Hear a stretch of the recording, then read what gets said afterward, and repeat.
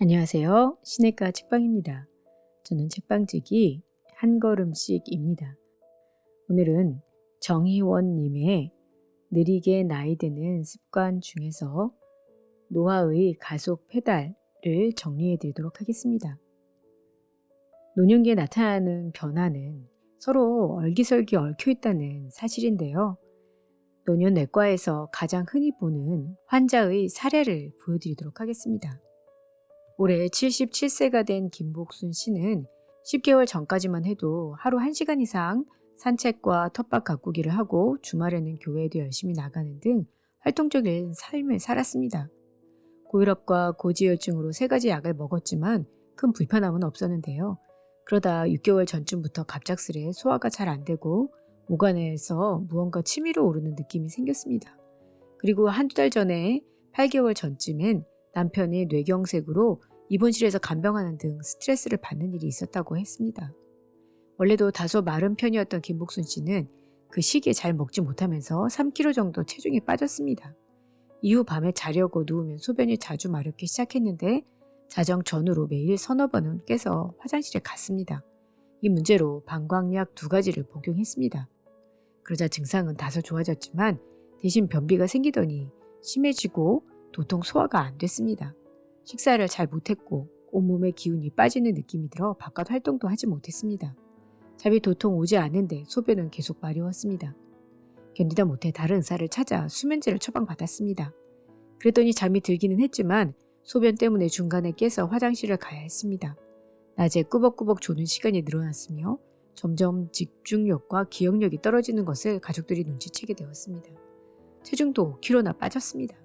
걱정되어 치매 검사를 받아보니 인지 기능이 많이 떨어져 있었습니다. 머리에 MRI를 찍어보니 뇌에서 기억을 담당하는 해마가 그다지 쪼그라들지는 않았지만 상당한 인지 기능 저하가 관찰되어서 일단 전문 치매 약물을 처방받았습니다.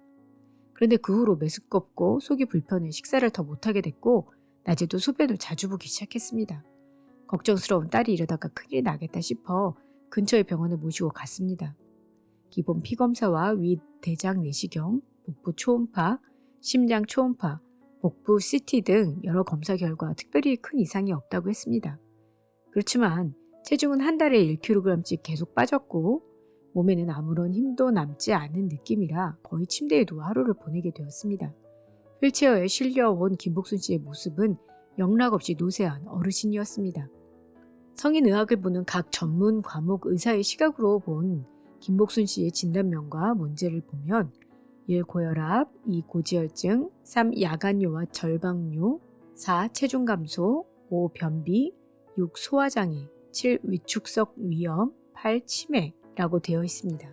김복순 씨는 증상에 따라 비뇨의학과, 소화기 내과, 신경과 등 각 전문 과목 의사가 진료하는 의원들을 올바르게 찾아갔고 각 과의 의사는 교과서와 진료 지침에 나오는 대로 검사를 했으며 부합하는 약을 처방했습니다. 그러나 처방받은 약이 하나 둘씩 늘면서 오히려 김복순 씨는 쇠약감과 머리에 안개 낀 느낌이 점점 심해졌습니다. 왜 이런 일들이 벌어지게 된 것일까요? 노화와 몸의 변화를 살펴보는 노년 내과 의사의 시각으로는 조금 다른 것들을 발견할 수 있습니다. 처음부터 근육량이 적은 편이었던 김복순 씨는 남편을 간병하면서 심한 스트레스를 받았고 이에 따른 상당한 우울감과 수면 장애를 경험했습니다. 자정이 넘어 겨우 잠이 든 후 서너 시면 눈을 떠 뜬 눈으로 밤을 보냈습니다. 식사량이 줄어드는 것은 노인 우울증의 흔한 증상인데 식욕이 떨어질 뿐만 아니라 같은 양의 음식을 먹어도 소화가 잘 안 된다고 호소하는 이들이 많습니다. 그런데 어르신들은 심한 스트레스와 식사량 저하, 여기에 활동량까지 감소하면 몇 주만 해도 근육량이 크게 빠지는 경우가 많습니다. 사람이 병원에 입원해서 대부분의 시간을 침상에서 보내면 하루의 근력이 1%씩 줄어듭니다. 이렇게 근육이 빠지면 자연스레 근육이 하는 모든 생리적인 활동의 기능이 떨어집니다. 계단 오르기, 걷기처럼 움직이는 기능뿐만 아니라 삼킴, 배뇨, 배변을 포함한 먹고 사는 데 필요한 기능이 떨어지며 횡격막의 힘이 약해져 위, 식도, 역류 증상이 심해지기도 합니다. 흔하지만 간과되기 쉬운 또 한 가지 문제는 종아리 근육이 약해져 다리에서 심장으로 혈액을 올려보내는 것이 어려워진다는 것입니다. 그래서 오후에는 다리가 붓고 밤에 자려고 누웠을 때 그제야 부종이 상체로 돌아오면서 수면 초반부에 서너 번씩 화장실을 가게 됩니다. 이렇게 삼킴, 배뇨, 배변에 불편이 생기면 식사량은 더욱 줄어드는 악순환이 일어납니다. 게다가 밤에 소변 문제로 잠을 푹 잘 수 없으면 뇌는 충분히 회복되지 못합니다. 결국 우울감이 악화되고 인지 기능, 신체 기능까지 함께 떨어집니다. 이것을 노쇠의 악순환이라고 합니다. 심한 경우 잘 걸어다니던 분들이 2, 3주 만에 침대에서 일어나기 어려운 상태까지 빠지기도 합니다. 가장 안타까운 경우는 의학적으로 수술이나 치료는 정말 잘 되었는데 몸과 마음이 허약해져서 가족이나 요양보호사의 돌봄 없이는 살기가 어렵게 되는 경우입니다. 노인 의학적으로 김복순 씨의 문제 목록을 정리하면 다음과 같습니다. 급성 노쇠와 동반된 인지장애, 변비, 실금, 식욕저하, 근감소증 등 노인증후군, 일의 원인이 된 우울증과 수면장애. 김복순 씨가 처방받은 흔히 사용되는 방광약은 방광 수축을 약화하는 약입니다. 방광약으로 개발된 약은 가급적 몸의 다른 부분은 건드리지 않고 방광에 있는 M3라는 수용체에만 달라붙도록 설계되어 있습니다. 그렇지만 사람 몸의 여러 수용체에는 구조가 비슷비슷하고 아세틸콜린이라는 신경 전달 물질은 하는 일이 굉장히 다양하다는 점에서 문제가 발생합니다. 아세틸콜린은 인지 기능에서도 중요한데 대표적인 전문 치매 약물은 뇌 속의 아세틸콜린 양을 늘리는 방법으로 작동합니다. 그래서 방광약처럼 아세틸콜린 신호에 영향을 주는 약은 머리로도 들어가서 인지 기능을 약간이라도 떨어뜨립니다. 또 이 약은 소화 장애를 유발하거나 변비를 악화시키기도 하고 입이 마르거나 눈을 뻑뻑하게 하기도 합니다. 이렇게 머리가 계속 멍해지고 일상에서 실수가 늘자 김복순 씨는 경도 인지 장애 판정을 받고 전문 치매 약물을 처방받았습니다. 그런데 이 전문 치매 약물은 굉장히 유명한 부작용이 있는데 바로 방광과 위장 간의 예민성을 올리는 것. 앞서 전문 치매 약물은 아세틸콜린의 양을 늘린다고 했는데 정확히 김복순 씨가 겪고 있는 어려움을 악화시키는 방향으로 작용하는 것입니다. 3명의 의사가 처방한 여러 약 중에는 아세틸콜린을 올리는 약 1개, 떨어뜨리는 약 2개가 들어있었습니다. 노년내과 진료실에서는 이런 분들의 의학적, 기능적인 문제들을 전체적으로 평가하는 일을 최우선으로 합니다.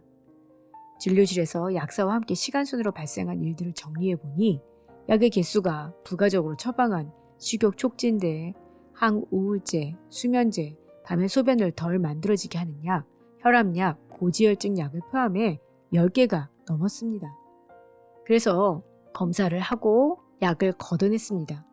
서로 상쇄되는 작용을 하는 약은 제거하고 어르신에게 사용했을 때 부작용 발생 가능성이 높은 약은 빼거나 안전한 것으로 바꿉니다. 인지 균형에 영향을 주는 신경 안정제는 줄이고 수면유도 효과와 방광의 예민성을 낮추는 효과가 함께 있는 항우울제를 처방했습니다. 이렇게 하면 방광약도 개수를 줄여볼 수 있습니다. 금세 약의 개수가 절반쯤 줄었습니다. 혈압약은 다리가 덜 붓고 변비를 덜 일으키는 것으로 바꿨습니다. 낮에 다리가 덜 부어야 밤에 누웠을 때 소변이 조금이라도 덜 나옵니다. 자기 전에는 꼭 누워서 코어 운동을 하도록 교육했습니다. 균형 감각이 떨어져 있어서 골다공증 검사를 하고 골절을 예방하기 위한 주사를 처방했습니다.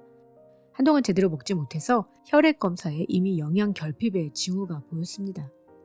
2주 후에 다시 김복순 씨와 가족들을 만났는데 가장 먼저 좋아진 것은 수면과 식사 그리고 배변이었습니다. 신경 안정제는 조금 더 줄였습니다. 그리고 한 달 뒤에는 인지 기능을 다시 평가해보니 정상 범위까지 회복되었습니다. 김복순 씨는 운이 좋은 편이었고 원인을 찾을 수 있었고 노쇠에 빠진 기간이 짧기 때문에 다시 걸을 수 있었습니다.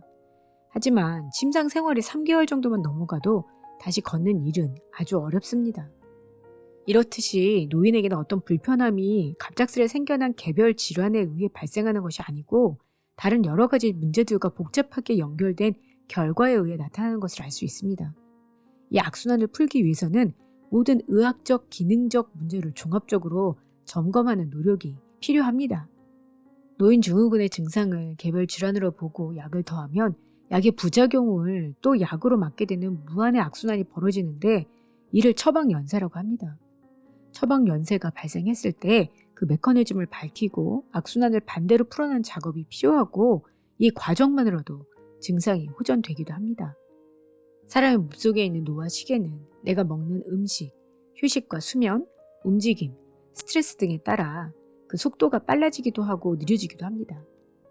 생물학적 나이를 측정하는 방법에는 여러 가지가 있는데 그중 노인의학에서는 사람의 내재 역량, 즉 기능 요소 중 고장난 것의 비율을 평가하는 것이 있습니다.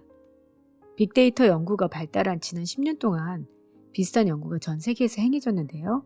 이런 연구에서 꼽았던 성인기의 중요한 생활 습관 요인을 종합하면 금연, 적정 체중 유지, 충분한 신체 활동, 절주, 균형 잡힌 식사, 충분한 수면, 과도하지 않은 스트레스, 약물 중독을 피하는 것, 적절한 사회 관계망을 들 수 있습니다.